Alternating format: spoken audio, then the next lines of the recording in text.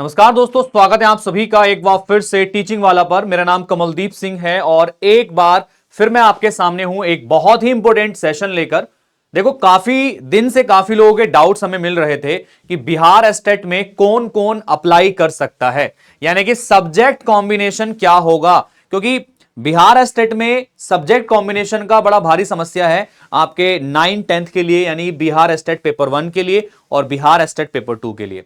क्योंकि अक्सर जब हम ग्रेजुएशन करते हैं तो हमारे जो सब्जेक्ट्स हैं वो आपके मैच नहीं कर पाते हैं एग्जाम के आपके सब्जेक्ट कंसर्न से। ठीक है, तो उस कंडीशन में आपके पास क्या क्या विषय होने चाहिए ग्रेजुएशन में ताकि आप अप्लाई कर सकें बिहार एस्टेट के लिए, आज के इस वीडियो में पूरी क्लैरिटी हम आपको देने वाले हैं। तो जैसा कि आप सभी लोग जानते हैं, बिहार एस्टेट का नोटिफिकेशन जारी हो चुका है और आपके लिए बड़ी खुशखबरी है। देखिएगा, तो क्या सब्जेक्ट कॉम्बिनेशन होगा, कौन कौन आवेदन कर पाएगा, आज के इस वीडियो में हम लोग समझने वाले हैं।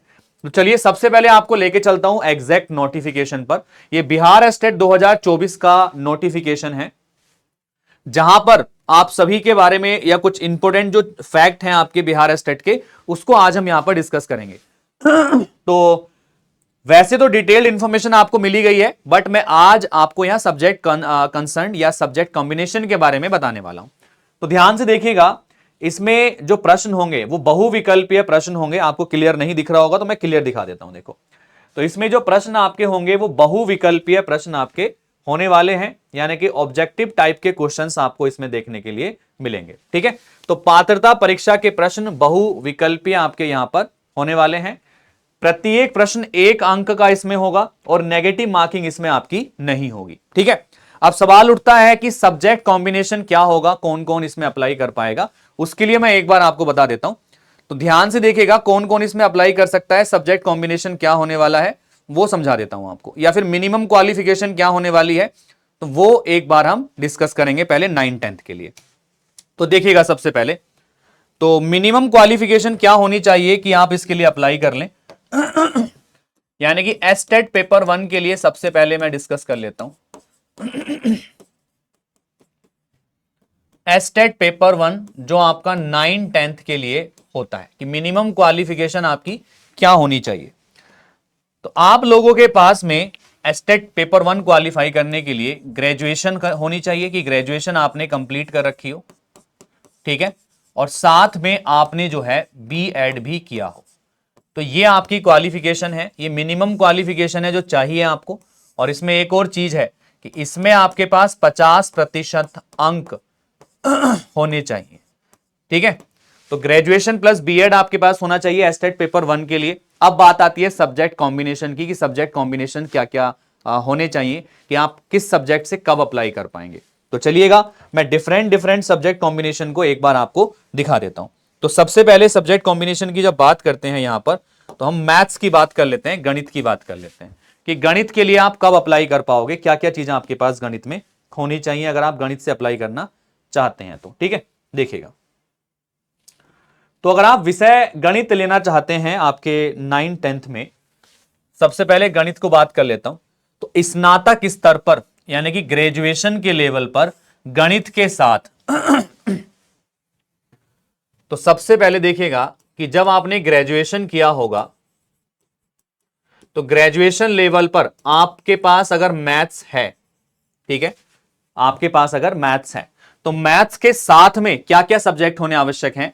भौतिकी आपके साथ में हो, मतलब मैथ्स के साथ में भौतिकी हो, या फिर इलेक्ट्रॉनिक्स हो, या कंप्यूटर साइंस हो, या रसायन विज्ञान हो, या सांख्यिकी विषय में से कोई 2 विषय, ठीक है, स्नातक स्तर पर पठित आपने किए हो, यानी कि 2 आपने विषय पढ़े हो, कोई भी फिजिक्स में से, इलेक्ट्रॉनिक्स में से, कंप्यूटर साइंस में से, रसायन विज्ञान में से और सांख्यिकी में से। ठीक है, अगर आपने इंजीनियरिंग की हुई है, बीटेक किया हुआ है, तो इंजीनियरिंग में स्नातक जिसमें आपने गणित की विशेषज्ञता आपके पास होनी चाहिए।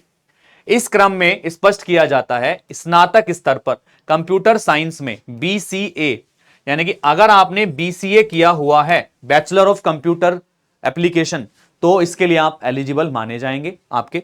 ठीक है, या फिर आपने बीएससी कंप्यूटर साइंस से कर रखी हो, बीएससी सीएस आपने किया हो, इसके लिए आप एलिजिबल माने जाएंगे मैथ से पेपर देने के लिए। ठीक है, तो मैथ्स के साथ में कोई भी 2 विषय आपके पास में होने चाहिए जो यहां पे लिखे हुए हैं।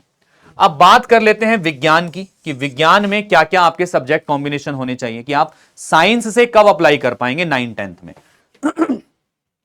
स्नातक स्तर पर जंतु विज्ञान, वनस्पति विज्ञान, जूलॉजी, बॉटनी एवं रसायन शास्त्र में आपने पठित हो, अथवा इंजीनियरिंग से स्नातक जिसमें विज्ञान की विशेषज्ञता हो। ठीक है, ध्यान से सुनना, विज्ञान के लिए क्या क्या चाहिए, ग्रेजुएशन के लेवल पर आपने जंतु विज्ञान या वनस्पति विज्ञान एवं रसायन शास्त्र विषय में पठित हो, आपने जूलॉजी, बॉटनी और केमिस्ट्री आपने पढ़ी हो ग्रेजुएशन लेवल पर। ठीक है, साथ के साथ में अगर आपने इंजीनियरिंग करी हुई है तो उसमें आपकी साइंस में स्पेशलिटी होनी चाहिए। ठीक है, इसके साथ ही ये भी इन्होंने क्लियर किया है कि अगर आपने जो है ग्रेजुएशन में बायोटेक्नोलॉजी लिया था या माइक्रोबायोलॉजी लिया था तो भी आप अप्लाई कर सकते हैं आपके साइंस वाले पेपर को देने के लिए। इसके बाद आता है सामाजिक विज्ञान। तो सामाजिक विज्ञान में कौन कौन छात्र हैं जो अप्लाई कर सकते हैं, या फिर सब्जेक्ट कॉम्बिनेशन क्या होने वाला है। स्नातक स्तर पर सहायक विषय प्रतिष्ठा विषय के अंतर्गत आपका जो है इतिहास हो, भूगोल हो, अर्थशास्त्र एवं राजनीति शास्त्र में से किसी 2 विषय में आप उत्तीर्ण हो वहां पर। ठीक है, साथ के साथ में जिसमें अनिवार्य रूप से एक विषय या तो इतिहास हो या भूगोल हो। यानी कि अगर आप सामाजिक विज्ञान से अप्लाई करना चाहते हैं तो आपके पास में एज अ एक मेन सब्जेक्ट या तो हिस्ट्री होना चाहिए या फिर आपका ज्योग्राफी होना चाहिए। उसके साथ में आपने जो है अर्थशास्त्र पढ़ा हो, राजनीति शास्त्र पढ़ा हो, इनमें से कोई भी विषय आपने एक पढ़ा हो वहां पर। ठीक है, तो आप अप्लाई कर पाएंगे। इसके आगे बोला गया था कि प्राचीन इतिहास विषय को इतिहास के समतुल्य माना जाएगा। एंशिएंट हिस्ट्री वाले सब्जेक्ट को भी हिस्ट्री के इक्वल माना जाएगा। भाषा से संबंधित विषय के बारे में बात कर लेते हैं। तो माध्यमिक शिक्षक के पद हेतु भाषा से संबंधित भाषा विषय के रूप में स्नातक स्तर पर पठित होना अनिवार्य है। जैसे कि आप हिंदी से आप फॉर्म भरना चाहते हैं तो ग्रेजुएशन लेवल पर आपके पास हिंदी होना कंपलसरी है at the 3 years of the graduation. ठीक है, साथ के साथ दिया गया है स्पष्टीकरण यह है, शिक्षण एवं प्रशिक्षण के किसी भी उपाधि की मान्यता के बिंदु पर अथवा किसी उपाधि विशेष के समतुल्यता के बिंदु पर किसी भी प्रकार के विवाद की स्थिति में राष्ट्रीय अध्यापक शिक्षा परिषद एनसीटीई के साथ लिया गया निर्णय अंतिम निर्णय होगा। मतलब किसी प्रकार का कोई विवाद उत्पन्न होता है तो ये एनसीटी के साथ मिलकर निर्णय लेंगे, तब फाइनल डिसीजन वहां पर देंगे आपको। तो ये 9th-10th के लिए सब्जेक्ट कॉम्बिनेशन है जिसके लिए आप अप्लाई कर पाएंगे। अब इसके अलावा जो बाकी विषय हैं आपके 11th-12th के, उनके लिए सब्जेक्ट कॉम्बिनेशन क्या होगा वो मैं एक बार आपको समझा देता हूं। तो देखिएगा बाकी विषय के लिए एक बार क्या रहने वाला है चीजें। तो बाकी विषय के लिए सब्जेक्ट कंसर्न क्या होगा वो एक बार समझ लीजिएगा। ये देखिएगा, ये आपका 11th-12th है, यानी कि एस्टेट के पेपर 2 के लिए है। This is for STET paper 2। तो एसटीईटी पेपर 2 के लिए जो 11th-12th के लिए होता है उसमें सब्जेक्ट कॉम्बिनेशंस क्या क्या होने चाहिए आपके पेपर 2। ठीक है, तो ध्यान से समझिएगा भाई। देखो, अगर मैं आपको बताऊं यहां पर कि आप सारे लोग जानते हैं कि ये जो पेपर होता है ये 11th-12th के लिए होता है आपका। तो इसमें आपके पास में सबसे पहले तो पोस्ट ग्रेजुएट होने चाहिए आप कंसर्न सब्जेक्ट में। जिस सब्जेक्ट से आप फॉर्म फिल कर रहे हैं उसमें कंसर्न सब्जेक्ट में पीजी होना चाहिए और बीएड आपके पास होना चाहिए, तो आप इसमें अप्लाई कर पाते हैं। साथ के साथ में जो सब्जेक्ट कॉम्बिनेशन है वो क्या होने चाहिए। अगर आप फिजिक्स से अप्लाई करते हैं तो आपके पास फिजिक्स हो, इलेक्ट्रॉनिक्स हो, अप्लाइड फिजिक्स हो या न्यूक्लियर फिजिक्स हो, तो आप जो है फिजिक्स के लिए अप्लाई कर पाएंगे।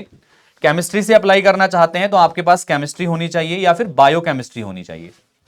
इकोनॉमिक्स से अप्लाई करना चाहते हैं तो इकोनॉमिक्स आपके पास होनी चाहिए पीजी में, अप्लाइड इकोनॉमिक्स होनी चाहिए पीजी में, या फिर बिजनेस इकोनॉमिक्स होनी चाहिए पीजी में। ठीक है, कॉमर्स से आप करना चाहते हैं तो मास्टर्स डिग्री होनी चाहिए कॉमर्स में आपके पास में, तब आप अप्लाई कर पाएंगे।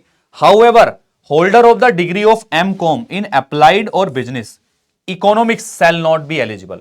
साफ साफ कहा गया है कि अगर आपने एमकॉम किया है अप्लाइड और बिजनेस इकोनॉमिक्स के साथ में तो वो एलिजिबल नहीं माने जाएंगे। ठीक है, बॉटनी और जूलॉजी के लिए आपके पास क्या होना चाहिए पीजी लेवल पर, बॉटनी, जूलॉजी या लाइफ साइंस में आपने किया हो या बायो साइंस में या जेनेटिक्स में या माइक्रोबायोलॉजी में या बायोटेक्नोलॉजी में या मोलिकुलर बायोलॉजी में या प्लांट फिजियोलॉजी में। ठीक है, मैथमेटिक्स के लिए आपके पास पीजी लेवल पर मैथमेटिक्स या अप्लाइड मैथमेटिक्स होना जरूरी होता है।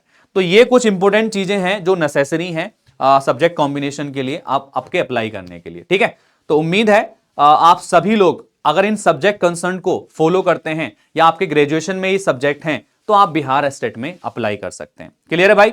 चलिएगा, तो आई थिंक आप सभी के जो डाउट्स थे वो क्लियर हुए होंगे। तो आज के इस वीडियो में इतना ही। मुलाकात करेंगे हम आपसे अगले सेशन में कुछ नए आपके डाउट्स को क्लियर करने के लिए। तब तक के लिए all the best, take care, thank you, have a good day.